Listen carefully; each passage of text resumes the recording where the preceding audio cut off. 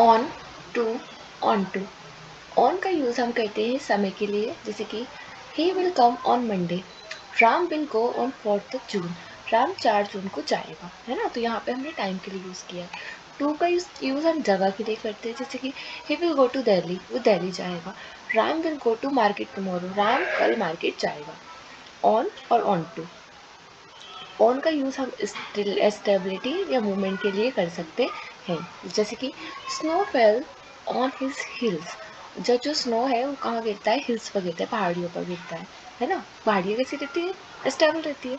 He sitting on his suitcase, वो किस पर बैठा है, सूटकेस पर बैठा हुआ है। लेकिन अगर हम ऑन टू की बात करते हैं तो ये क्या हो जाएगा, एक तरीके से हम मूवमेंट की बात कर रहे हैं। People climbed on to their food roofs, लोग कहाँ पर चढ़े, उनके छतों पर चढ़े। He lifted her onto the table, उसने उसको यहाँ उठाया, टेबल पर उठाया, ठीक है। मतलब एक तरीके से आपने गति कर दी उस चीज़ की। विथ और वाई बहुत कॉमन मिस्टेक होती है इन दोनों में। देखो जो विथ है इसका यूज़ आप इंस्ट्रूमेंट के लिए करते हैं, और वाई का यूज़ हम एजेंट की तरह करते हैं, जैसे कि the snake was killed by him with a stick, जो स्नेक है ना उसको मारा गया, किसके द्वारा, उसके द्वारा, किसी के द्वारा कोई काम किया गया, मतलब कि वहाँ पे आप बाय लगाओगे। The letter was written by Suresh with a pencil, जब आप किसी चीज़ से करते हो ना, एजेंट की तरह काम कर रहे हो, जैसे कि आपने पेंसिल का यूज़ करके किसी काम को किया। आई राइट बाय पेंसिल नहीं होता, आई राइट विद पेंसिल होता है ना। मैं पेंसिल से लिखता हूँ, फ्रॉम नहीं आएगा यहाँ पे, पेंसिल से लिखता हूँ नहीं, यहाँ पे हमेशा क्या आएगा, विद आएगा। सिंस फॉर फ्रॉम क्या होता है, देखो सिंस का यूज़ परफेक्ट टेंस में होता है, ये तो हमें पता ही है ऑलरेडी। फॉर का यूज़ भी आप परफेक्ट टेंस में करते हैं, है ना, जैसे कि सिंस 6 o'clock हो गया, लास्ट नाइट हो गया, लास्ट मंडे हो गया, सिंस मॉर्निंग हो गया, इवनिंग हो गया, मंडे हो गया, है ना। इन सब के लिए हम किसका यूज़ करते हैं, सिंस का यूज़ करते हैं। फॉर का यूज़ कहाँ करते हैं, जहाँ पे आपको कोई चीज़ पता नहीं होती, निश्चित टाइम नहीं होता है। फॉर्म का यूज़ जो है वो परफेक्ट टेंस में नहीं होता है, बाकी चीज़ों में होता है, जैसे कि he will go to college from next Monday, यहाँ पे हमने सिंस नहीं लगाया, हम क्या करेंगे, हाँ वो जाएगा, कब से जाएगा, नेक्स्ट मंडे से जाएगा। It has been raining for 2 hours, 2 घंटे से बारिश हो रही है। It has been raining since 2 o'clock, 2 बजे से बारिश हो रही है। ही वर्कड फॉर 3 hours, मतलब वो 3 घंटे काम, उसने 3 घंटे काम किया। नेक्स्ट, फ्रॉम का यूज़ हम किस इसलिए भी करते हैं, क्योंकि ही इज़ फ्रॉम मुंबई, कोई जगह से है ना, where do you come from, आप कहाँ से हो। फॉर एंड ड्यूरिंग, फॉर का यूज़ जनरली आप किसी ड्यूरेशन के लिए करते हो, ड्यूरिंग का दौरान के अर्थ में किया जाता है, जैसे कि he has been ill for 3 days, मतलब कि वो 3 दिन से बीमार है।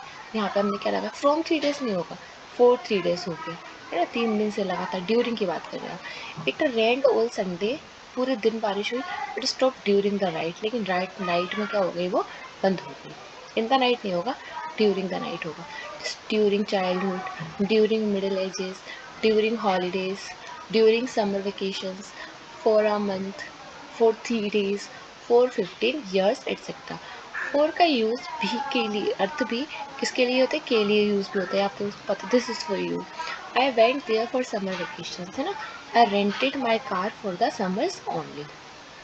बिलो एंड अंडर, दोनों का ही मतलब अगर हिंदी में समझेंगे तो नीचे होता है ना। लेकिन जो अंडर होता है इसका यूज़ फिजिकल कॉन्टैक्ट के लिए होता है, जबकि बिलो का यूज़ फिजिकल कॉन्टैक्ट के लिए नहीं होता है। जैसे कि he place the lamp below the almirah, उसने जो लैम्प है वो अलमीरा के नीचे रख दिया, है ना।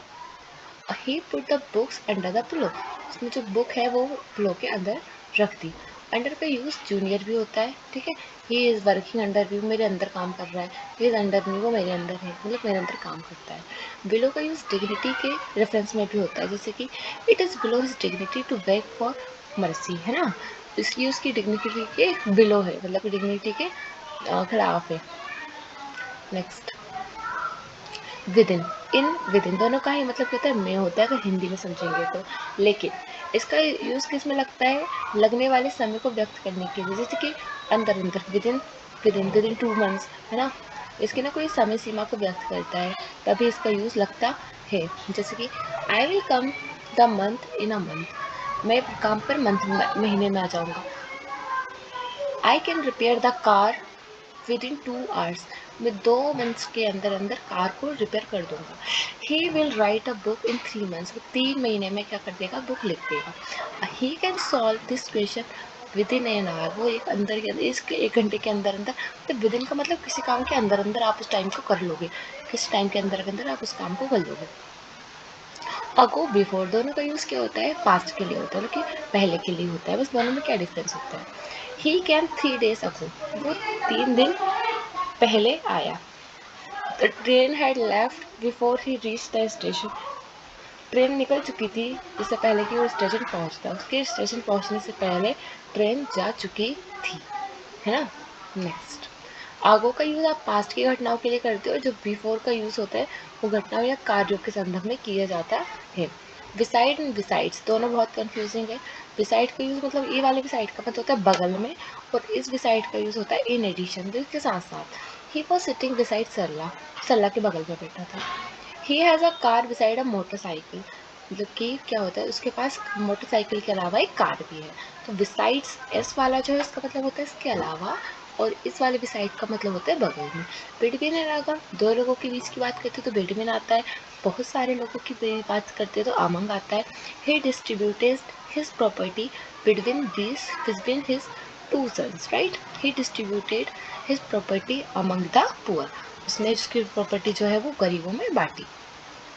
नेक्स्ट, बिटवीन का यूज 2 से अधिक लोगों के लिए तब किया जाता है जब क्लोजली एसोसिएटेड हो, जैसे कि treaty was sign between 3 parties, treaty है ना वो 3 parties के बीच में बांटी गई। He inserted a needle between the close petals of a flower, के जो फ्लावर की जो क्लोज पेटल्स थी ना उनके बीच में उसने क्या किया, नीडल को लगाया। नेक्स्ट, अमंग और अमंगस्ट का मतलब क्या होता है, ये बहुत कंफ्यूज करती है। देखो, दोनों का ही यूज 2 से अधिक के लिए होता है, अमंग का भी यूज और अमंगस्ट का भी यूज। यदि इनके बाद सेंटेंस में द आता है तो अमंग या अमंगस्ट का प्रयोग किया जाता है, लेकिन इसके बाद जो वोवल है प्रारंभ से होने वाले शब्द हैं तो अमंगस्ट का प्रयोग होता है। नहीं आया समझ में, चलो इसको अच्छे से करते हैं। he distributed the toffees among और amongst the poor, है ना, द आया तो दोनों में से कुछ भी लगा सकते हैं। he distributed the toffees amongst us, मतलब कि अगर यहाँ पे वोवल पड़ा आया है तो वहाँ पे क्या लगाओगे, amongst लगाओगे। अगर वोवल नहीं आता तो आप इनमें से कुछ भी लगा सकते हो। वेरी इंपॉर्टेंट, नहीं पता लोगों को जनरली इस रूल के बारे में। ऑफ एंड ऑफ का यूज़ करते हैं अपन। देखो, ऑफ का यूज़ तो पता ही है, जबकि ऑफ से दूर हटने का भाव व्यक्त होता है, जैसे कि टर्न ऑफ मतलब बंद हो गया कोई चीज़, है ना, पुट ऑफ बंद कर दिया एक तरीके से। He is a member of our family, वो हमारी फैमिली का मेंबर है। She is a member of our society, वो हमारी सोसाइटी की मेंबर है। He is off duty now, वो अब ड्यूटी पे नहीं है। He jumped off the tower, उसने टावर से कूद गया, मतलब क्या आपने क्या कर दिया वो चीज़ें। मेरी तो गेट को लगा के आदमी नहीं लगा के आती है। Next, clear, of end of. अब बात करते हैं अबव एंड ओवर। दोनों का ही यूज क्या होता है, हाई यानी ऊंचे के लिए यूज होता है। The helicopter is covering above over us, कुछ भी लगा सकते हो। Flags were waved above over are, दोनों में से कुछ भी लगा सकते हैं। ओवर का जो यूज होता है वो कवरिंग, और मतलब किसी चीज को ढकने के लिए यूज होता है। On the other side of, है ना, यहाँ पे अक्रॉस के लिए भी यूज हो सकता है। I put a cloth over हर, मैंने उसके ऊपर कपड़ा डाला, मतलब मैंने उसको ढक दिया। He lives on, he lives over this mountain, वो इस माउंटेन के ऊपर रहता है। There is a bridge over the railway line, देखिए जो रेलवे लाइन है उसके आर पार क्या बीच में क्या बना हुआ है, एक तरीके से ब्रिज बना हुआ है। He put a blanket over the dead body, उसने डेड बॉडी के ऊपर क्या डाला, ब्लैंकेट डाला। ओवर का जो यूज़ होता है वो मील, टी, लंच, ड्रिंक इनके लिए भी होता है, जैसे कि we had a chat over a cup of tea, मतलब कि हमने चाय पर बात की। ऑन अ टी नहीं होता, क्या होता है, तो ऑन कप ऑफ टी नहीं होता, over a cup of T, हमने चाय पर इस पर बात की। द मैटर वो डिसाइडेड ओवर द लंच, ये मैटर कब डिसाइड हुआ, लंच पे डिसाइड हुआ।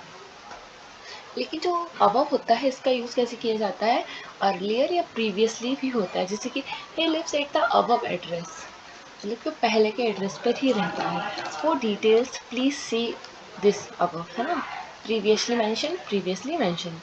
अब बात करते हैं make of and make from की। दोनों से ही मटेरियल का यूज़ होता है ना, दोनों का यूज़ कहाँ करते हैं आप, मटेरियल के बारे में यूज़ करते हो। मेक ऑफ का यूज़ तब होता है जब वस्तु की अवस्था में कोई परिवर्तन नहीं होता है, जैसे कि a notebook is made of papers, है ना, जो नोटबुक है वो पेपर्स की बनी हुई है, ठीक है। A house is made of BRICS, जो घर है वो किससे बना हुआ है, ईंटों से बना हुआ है। और मेक फ्रॉम का यूज़ क्या होता है, सामग्री की अवस्था चेंज हो गई। मटर इज मेड फ्रॉम मिल्क, मतलब कि जो बटर है वो क्या हो गया, मिल्क से बना है। तो पहले दूध था, दूध को चेंज करके आपने क्या बना दिया, बिल्कुल बटर बना दिया है। Paper is made from grass, आपने जो ग्रास था उससे पेपर बनाया है। लेकिन अगर अपन ईंट की बात करें तो ईंट तो थी ऑलरेडी, हमने बनी बनाई चीज़ों से घर बनाया है। मतलब कि उसकी जो क्या कहते हैं, उसकी जो सिचुएशन थी, हमने उसकी जो अवस्था थी उसको चेंज नहीं किया है। तो मेक ऑफ का और मेक फ्रॉम में क्या डिफरेंस होता है, जब आप उसकी अवस्था में चेंज नहीं करते तो मेक ऑफ बोलते हैं, जब चेंज कर देते हैं तो उसको बोलेंगे मेक फ्रॉम।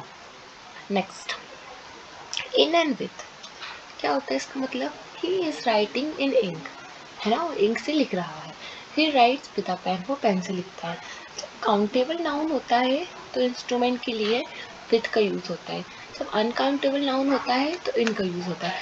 काउंटेबल के लिए हम किसका यूज़ करते हैं, विद का यूज़ करते हैं, और अनकाउंटेबल का यूज़ होता है तब हम इन का यूज़ करते हैं। ओके, जैसे कि पेन यहाँ पे काउंटेबल है तो हमने क्या यूज़ किया है, with.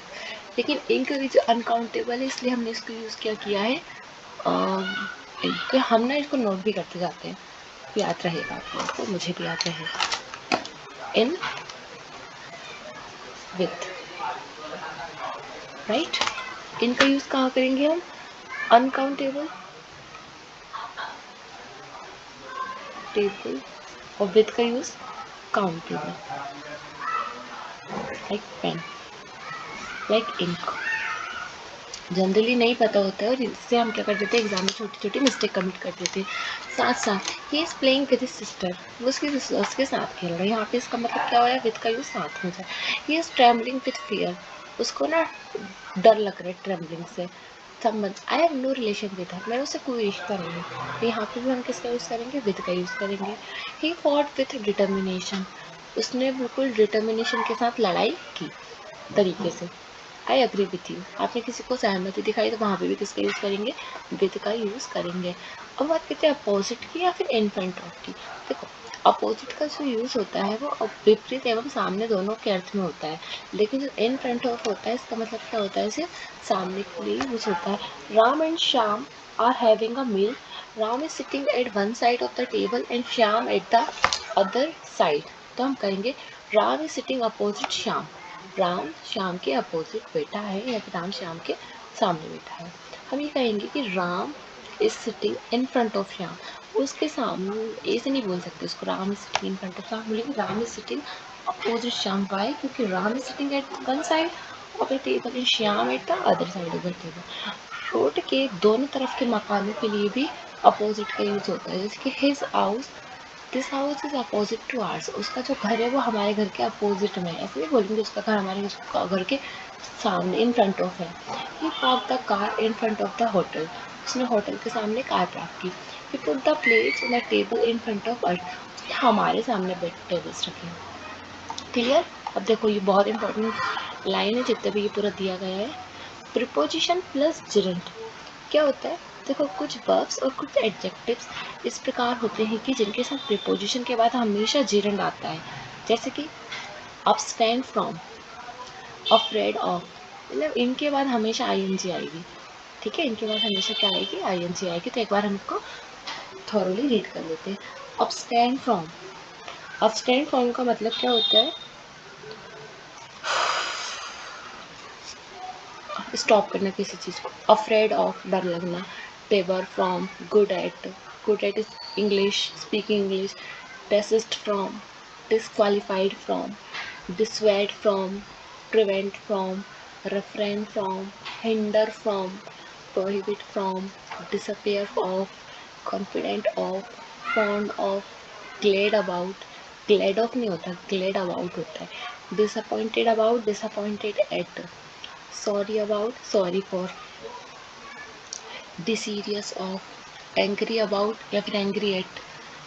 Proud of, capable at. Repent of, think of, hopeful of.